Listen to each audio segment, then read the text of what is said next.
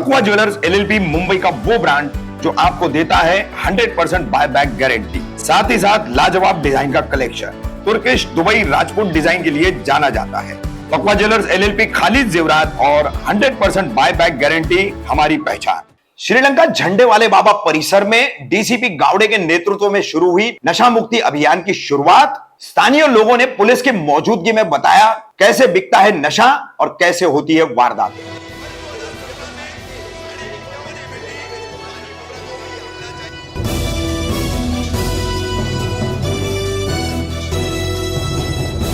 रफीक कामदार, हिंदुस्तानी reporter में आपका स्वागत है। कौसा का रशीद कंपाउंड और श्रीलंका परिसर नशे के लिए जाना जाता है। नशा बेचना और नशा करना, इसके लिए बहुत ज्यादा इस इलाके का नाम खराब हो चुका है।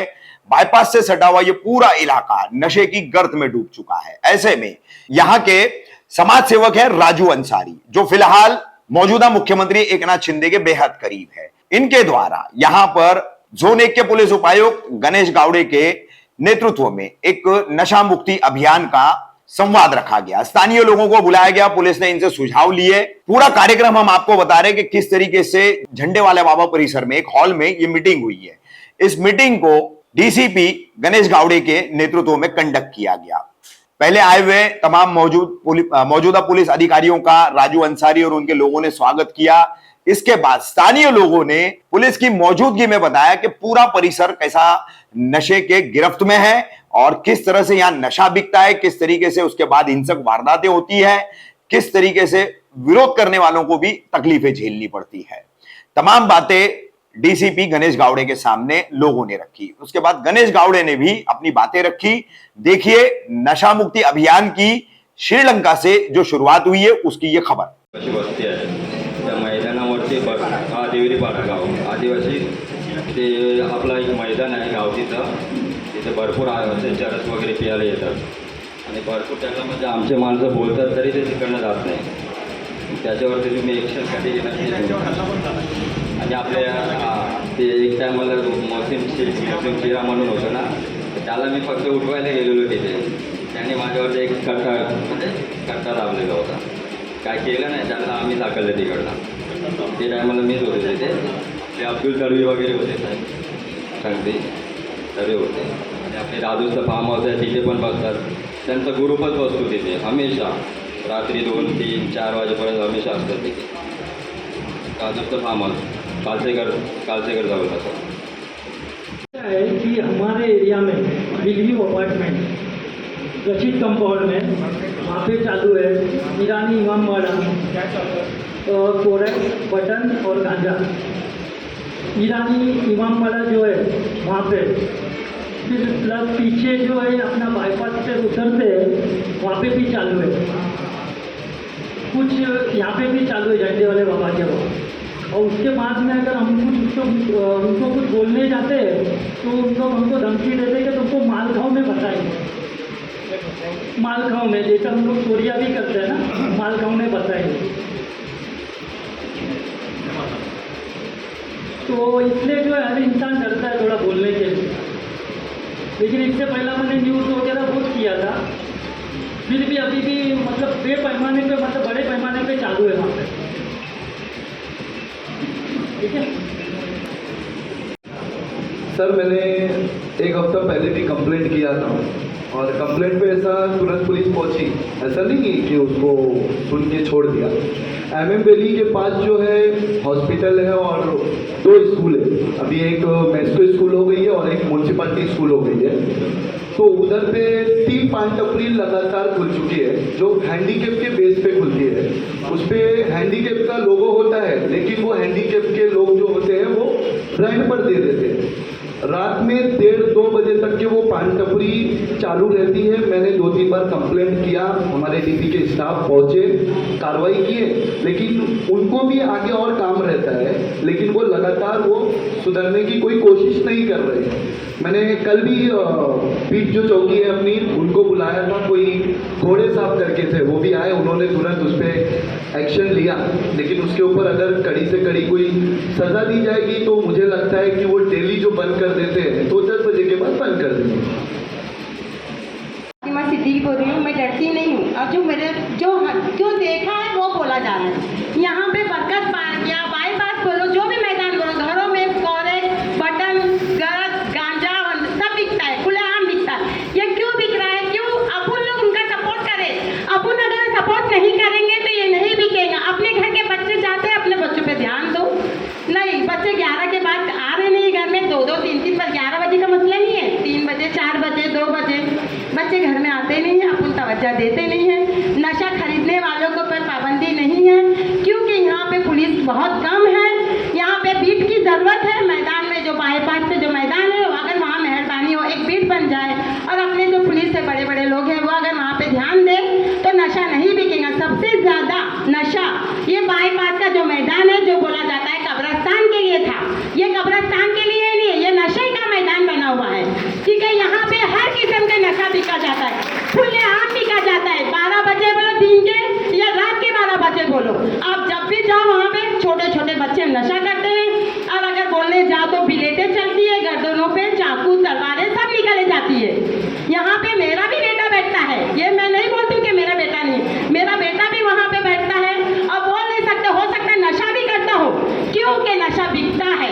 नशा अगर ना बिके तो नशा खत्म करना है तो वही है कि बाईपास का मैदान, वहाँ पे कड़क मैदान पे पाबंदी दो, वहाँ पे 2 हवलदार बैठे या इंस्पेक्टर CID जो भी बैठे, वहाँ पे से नशा खत्म करो। मैदान के पास का बाईपास का मैदान जो कब्रिस्तान बोला जाता है कि कब्रिस्तान की जमीन है, वहाँ पे कब्रिस्तान की जमीन में मौत का सामान बिकता है। वहाँ पे मेहरबानी करके वहाँ का मैदान का पर ध्यान दो, सब खत्म हो जाएगा। बस मुझे इतना बोलना था।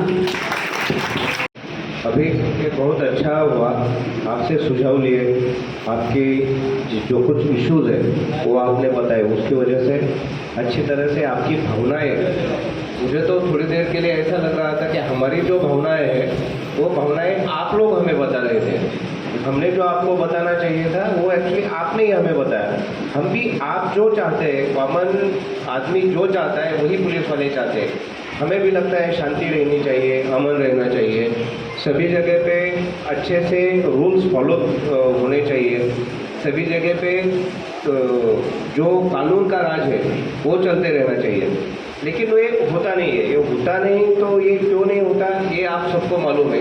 ये कंट्रोल करने के लिए ये कहा जाता है कि जो आम आदमी है वो बिना यूनिफॉर्म वाला पुलिस है और पुलिस वाला ये यूनिफॉर्म पहना हुआ आम आदमी है।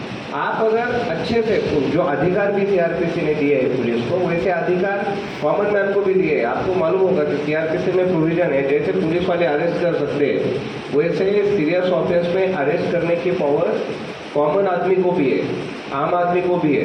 वो सिर्फ अरेस्ट करके उसका काम है, जो पास का पुलिस स्टेशन होगा वहाँ पे उसको सरेंडर कर देना है। तो बहुत से काम ऐसे कि पुलिस की संख्या, आपने तो बोला कि 10 लाख की आबादी के लिए 400-500 लोग होंगे। कितने लोग आए तुम जगह? 130 लोगों में हमारे सीनियर क्या है, ये पूरा मुमरा है, सिर्फ मुमरा नहीं है, ये एरिया तो है, इसके साथ दीवा भी है और उसमें लॉ एंड ऑर्डर है, क्राइम है, कोर्ट का काम है, समन्स वारंट है, बाहर के अलग अलग कमीशंस है, वहाँ पे जाना है, बहुत सारे काम है कि वो काम में करने के लिए वो हमारे पास ये कम है, नंबर कम है। लेकिन हमारे पास सबसे अच्छा जो है कानून हमारे पास है, कानून ने दिए हुए अधिकार हमारे पास है, इसलिए उसका अच्छे से प्रयोग किया तो हर एक आदमी ने गलती की तो हर एक आदमी के ऊपर कार्रवाई कर उनको शांत करने से काम नहीं बनेगा। लेकिन एक ही आदमी के ऊपर सख्त कार्रवाई की, इतनी सख्त कि बाकी 1000 लोगों में वो मैसेज जाना चाहिए कि वो मैसेज जाएगा तो कोई भी गलत काम करने से डरेगा।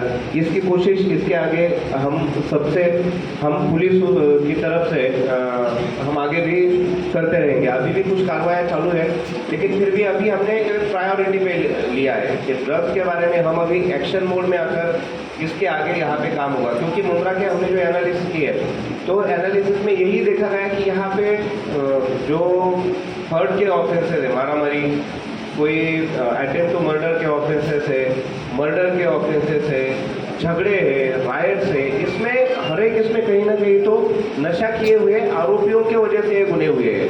ये हम जब चेक किया तो उसमें ध्यान में आया कि नशा ये इसका रूट कॉज है।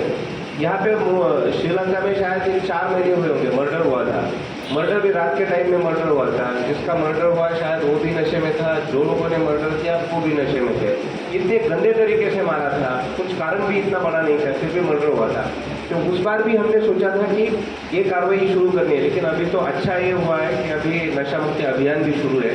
इसके आगे हम एक अच्छा सा प्लान ऑफ एक्शन बनाएंगे। ये प्लान ऑफ एक्शन में आपकी तरफ से हमें सबसे ज़्यादा सहयोग लगेगा। हम ये नहीं कहेंगे कि कोई नशेड़ी आदमी है, कोई ड्रग पेडलर है, उसको सीधे आप जाकर उसको पकड़ के ही लाओ, इतनी हिम्मत कोई दिखाएगा नहीं, क्योंकि आपके पास वो प्रोटेक्शन नहीं, आपके पास उतनी सिक्योरिटी आपके पास नहीं रहेगी। मन में डर रहेगा कि हम कार्रवाई कैसे करें। लेकिन आप अगर पुलिस को ऐसा भी कोई कार्रवाई करेगा तो वो भी मैं बताता हूँ, हम आपको हमारी तरफ से जितनी सुरक्षा प्रोवाइड कर सकते हैं वो प्रोवाइड करेंगे। कोई कार्रवाई करता है तो फिर भी आपको डर लगता है किसी को, तो पुलिस को इन्फॉर्म करें। आप सबको मालूम है 100 नंबर 100 या अभी 112 नंबर आया है, यहाँ पे कॉल किया तो कंट्रोल रूम में कॉल जाता है। कॉल जाती है मुंबई पनवेल के कंट्रोल रूम में और एक नागपुर के कंट्रोल रूम में जाता है, जो अवेलेबल होगा वहाँ से फिर वो पुलिस कंट्रोल रूम थाना में आती है। थाना से हमारे जो बीट मार्शल थे, 4 व्हीलर से, वहाँ पे वो कॉल आते हैं। कभी भी पुलिस की आपको मदद चाहिए तो 100 नंबर या 112 नंबर आपने डायल किया तो पुलिस की मदद आपको पहुँच जाती है। हम उसके जरिए हमारी मदद पहुँचाने की कोशिश करेंगे। हमने अभी मुंब्रा के और टाइगर के बाजू में वहाँ के जो ड्रग पेडलर्स है, इसके पहले जिनके ऊपर कंजम्पशन की केसेस है, क्योंकि ये ड्रग सिर्फ बेचना गुनाह है ऐसा नहीं, उसका साथ रखना, उसका ट्रांसपोर्टेशन करना, वो कंज्यूम करना, खुद ने वो नशा करना, वो भी गुनाह है। तो कैसे भी है उनकी हमने लिस्ट बनाई है। वो आरोपी अगर फिर से गुनाह करेंगे तो उनके ऊपर स्ट्रिक्ट से स्ट्रिक्ट कार्रवाई होगी। उनको अगर 107, 110 की चैप्टर केस की कार्रवाई करनी है, यहाँ बैठे वाले शिंदे साहब वो कार्रवाई करेंगे, ACP साहब। उनको तड़ीपार करने वाला होगा तो तड़ीपार के पावर्स मेरे पास है, मैं तड़ीपार कर दूंगा। उससे भी ज़्यादा ऑफेंसेस होते हैं तो MPDA जैसे बहुत स्ट्रिक्ट कार्रवाई है कि उसमें 1 साल तक वो केस चलाने की कोई ज़रूरी नहीं उसमें, कि बाकी केस कोर्ट में चलते हैं, लेकिन ये सिर्फ हमारे रिपोर्ट गए तो CP साहब को अधिकार है, MPDA वो 1 साल तक उसको जेल में बंद रख सकते हैं, उसको बेल भी नहीं और बाहर भी नहीं आ सकता। तो ये स्ट्रिंजेंट एक्शन, चैप्टर केसेस, तड़ीपारी और MPDA, ये स्ट्रिंजेंट एक्शन हम इनके ऊपर करने वाले लिस्ट हमारे पास तैयार है। मैं आज सभी जो ड्रग पेडलर्स हैं उनको चेतावनी देना चाहता हूँ, आप सुधर जाइए। ये अब तक जो हुआ होगा वो पीछे रखिए, लेकिन आज से एक बंद करिए। अगर कोई भी करता है तो बहुत स्ट्रिक्ट एक्शन हमारी तरफ से होगा। आज इस प्रोग्राम हम शुरुआत की है। हम मुंब्रा शहर में एक नशा मुक्त अभियान शुरू किया है, उसकी शुरुआत आपके एरिया से की है। ये मान हमको आपके एरिया के नगर सेवक, समाज सेवक है जो राजू अंसारी, इन्होंने हमको बोला कि इस शहर में सबसे ज़्यादा नशा का कारोबार या पेडलर जिस एरिया में है वहाँ से हमने शुरुआत की। ये मीटिंग के लिए मैंने हमारे जोन के DCP साहब, हमारे गणेश गावड़े साहब को रिक्वेस्ट की, वो यहाँ पे आए। आपको आपके जो सुझाव थे वो उन्होंने सुने और उसके ऊपर जो भी उपाय करने हैं वो करने की कोशिश हम जरूर करेंगे। उनका मैं बहुत शुक्रिया अदा करता हूँ। उनके साथ में हमारे इस डिवीज़न के ACP विलास शिंदे साहब, ये भी इस प्रोग्राम में हाजिर है, उनका भी मैं धन्यवाद देता हूँ। उसके बाद में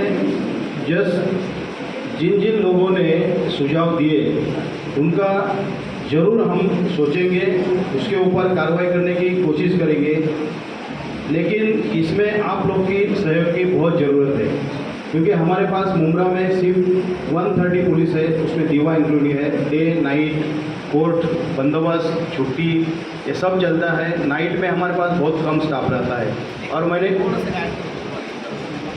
आप सभी को ये बता रहे हैं, मुंब्रा में 130 लोग हैं, इसका मतलब लेकिन ये नहीं है कि हमारे पास सिर्फ 130 लोग हैं। कुछ प्रॉब्लम होती है तो मेरे पास RCB भी है, मेरे पास SRP भी है, हेडक्वार्टर की स्ट्राइकिंग है, पूरी पैरामिलिट्री भी हम बुला सकते हैं, वो पूरा स्टाफ है। लेकिन आपकी सेवा के लिए हर टाइम उतने अवेलेबल नहीं है। कुछ इशू हुआ तो हमारे पास पूरी टीम है, फिर पुलिस फोर्स बोला जाता है। पुलिस को फोर्स क्यों बोला जाता है? क्योंकि पूरी फोर्स हमारे साथ है, उसमें रहेगी। लेकिन वो 130 जो है वो आपके रूटीन काम के लिए, इसलिए आपके मन में ये नहीं होना चाहिए कि यार अभी छोड़ दो, 130 है तो पुलिस वाले कुछ नहीं कर सकेंगे, ऐसा बिल्कुल नहीं। बाकी प्रॉब्लम आती है तो हमारे पास बहुत फोर्स है, जितनी चाहिए उससे ज़्यादा फोर्स है। चलो इस उदाहरण के कल ही आप देखिएगा, कल इस एरिया में हम लोग रूट मार्च किए, 300 कम से कम 300 पुलिस वाले हमारे साथ में थे। तो हमको जब भी ज़रूरत पड़ती है हमारे पास 60 to 70 फोर्स रिजर्व रहता है, जो डीसीपी साहब के ऑफिस में रहता है। हम कॉल करें तो हमको 10 मिनट में अवेलेबल हो सकते हैं। उसके बाद में हमारे पास एक आरसीबी का ग्रुप है, वहाँ पे भी हमारे 20 लोग पूरे उनके वेपन्स के साथ, और एसआरपीएफ के प्लाटून रहते हैं पूरे वेपन के साथ। हमको रात को कभी भी 24/7 अवेलेबल रहते हैं। तो साहब ने जो बोला कि पुलिस कम है इसलिए कुछ होगा नहीं, ये सब मत सोचिए। एक पुलिस भी 50 लोगों के लिए एक यूनिफॉर्म काफ़ी होता है। तो क्यों होता है? क्योंकि उनको उनके पीछे उनके हाथ में उनको कानून का उनके साथ रहता है।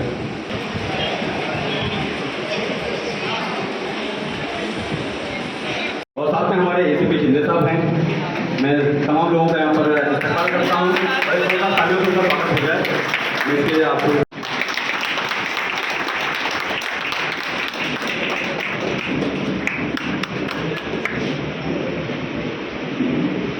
अभी